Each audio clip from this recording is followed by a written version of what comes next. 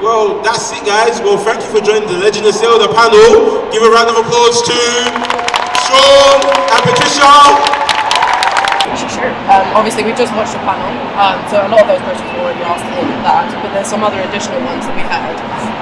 So we wanted to know what scenes did you find most difficult filming or recording for the games?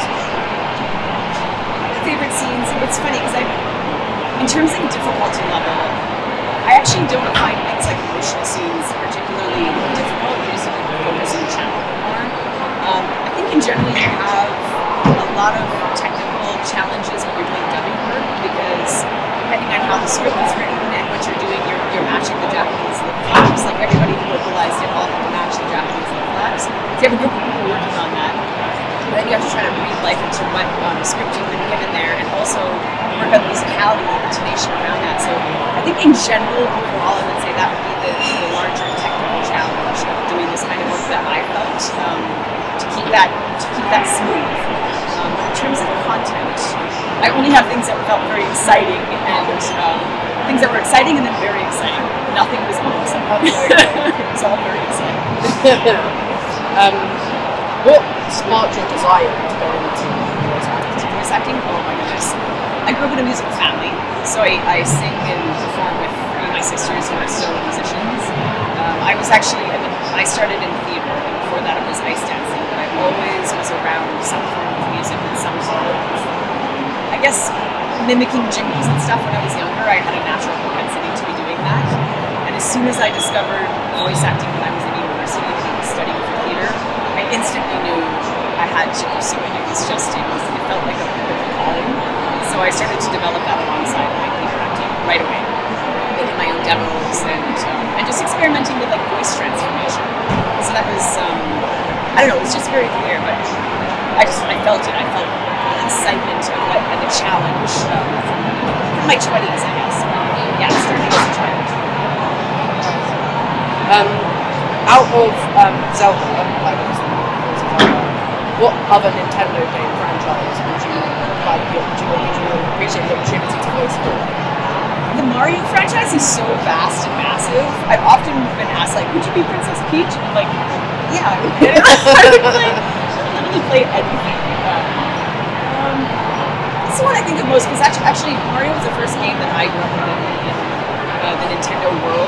Mario was the one I played the most. So I'm not sure what I would consider the franchise now, but it'd be so cool to be part of that too. I've also toured around a lot with Charles Martinet, and I find it like really funny to do like all these Nintendo crossovers and stuff. Yeah.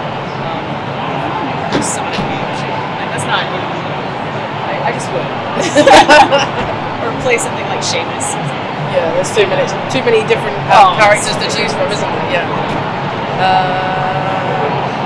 What is your favourite role in? I think you did mention this in the panel. What was your favourite outside of Zelda? What's your favourite voice acting? I always mention Rainbow Six Siege when I'm asked that question because playing Ash was so much fun and continues to be a fun thing. It was Rainbow Six for a lot of years, and then they added on Rainbow Six Extraction for that. And so the fan base and also the work that I got to do for that, which was military infiltration work in the mocap studio and just working with some awesome actors. That's one of the highlights. It's so hard. Like, actually, I'm doing some characters now that I cannot speak about for a different company that I'm loving so much, and it involves full performance capture and the kinds of little transformations that I get to do are really fun. So I feel like I'm doing like my favorite work right now. I'm happy to be working, honestly. Whenever I'm working, I'm like, this is the best.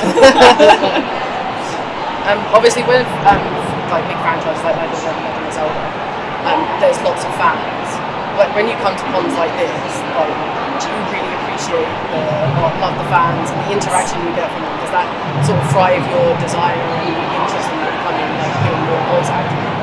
It does. I mean, most of the cool voices that you do are not going to bring you to a convention like this. It's because Zelda happens to be quite iconic, and hopefully I can continue to do fan conventions in the future by just continuing to do a body of work. But it's so rare to get invited to do stuff like this, and to meet the fans that I do meet. I mean, I get to meet the coolest people. They're like, I get to meet families who name their kids after the character, and just people who have spent a lot of time with their own families bonding over the series and stuff like that. So I never know what I'm going to hear. I always hear interesting stories at every single convention I go to. I get fabulous gifts and I see incredible cosplay. It's pretty special. I don't know like how else to say that except that I feel like blessed every time I go to a new event. Like, wow, what a crazy life to have this landscape. The last question I'll ask you: did you have any funny outtakes when recording for your voiceover for Zelda? I wish I had a more interesting answer for this.